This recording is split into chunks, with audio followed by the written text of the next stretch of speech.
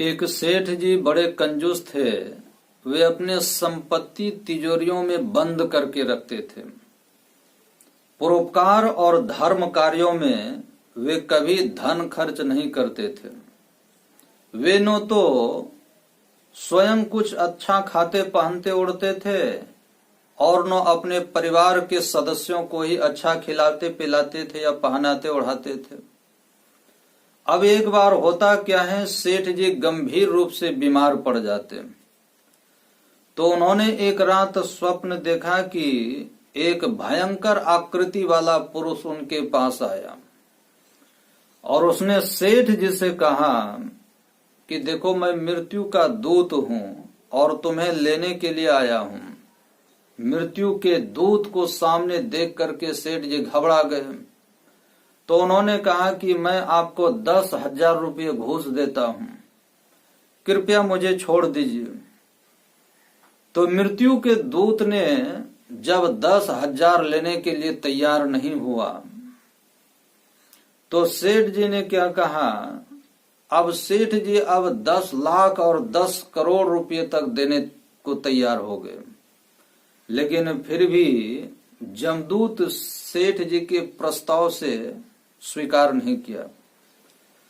अब तो सेठ जी बहुत व्याकुल हो गए और लक्ष्मी देवी को पुकारने लगे। वे सेठ जी लक्ष्मी के उपासक थे। पुकार सुनकर के लक्ष्मी जी उनके सामने आई। सेठ जी हाथ जोड़ करके लक्ष्मी माता से प्रार्थना करने लगी कि मैं आपकी उपासना करता हूं और कड़ी मेहनत के बाद मैंने आपको प्राप्त किया है और सुरक्षा के लिए मैंने आपको तिजोरियों में बंद रखता हूं।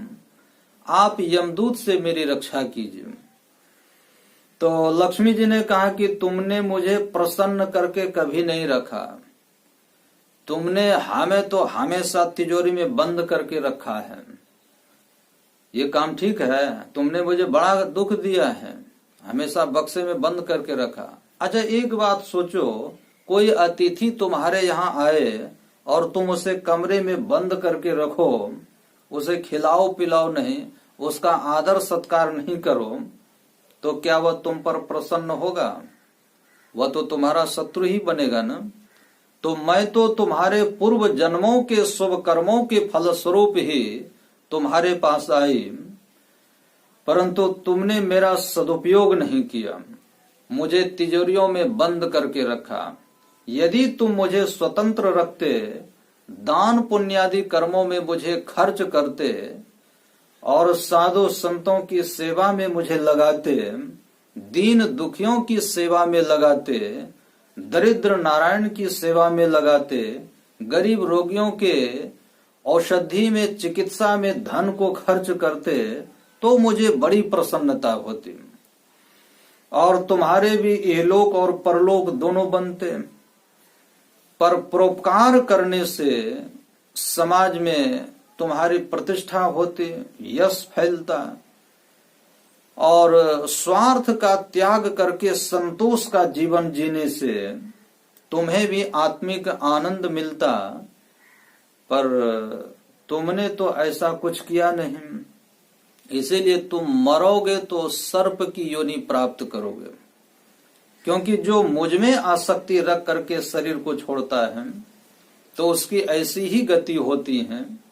जो अच्छे कर्मों में मुझे खर्च नहीं करता है, सिर्फ तिजोरियों में बंद करके मुझे रखता है, तो वह तो 84 लाख प्रकार के योनियों में भ्रमण करता रहता है। अब यह कह करके लक्ष्मी जी अदृश्य हो गई और उनके अदृश्य होते ही सेठ जी की नींद टूट गई।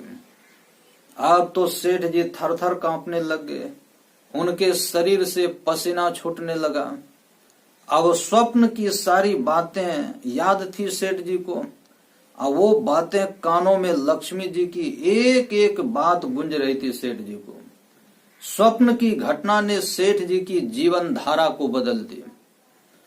अब वे धन को अच्छे कामों में लगाने लगे और एक महात्मा के शिष्य होकर के ईश्वर की भक्ति भी करने लगे। अब परिवार और समाज के लोग सेठ जी के बदले हुए स्वभाव पर बड़े चकित हुए। करे, एकाएक ऐसा परिवर्तन सेठ जी में कैसे आ गया? सेठ जी इतना ही कहते कि देखो आज तक मेरी बुद्धि पर अज्ञानता की पट्टी बंधी हुई थी, और जब तक अज्ञानता की पट्टी बंधी रहेगी तो याद रखिए धन का सही सदुपयोग नहीं कर पाएंगे। और अज्ञानता की पट्टी खोलती हैं संत महापुरुषों के वचनों से। इसीलिए संत महापुरुषों का संग अत्यंत आवश्यक है।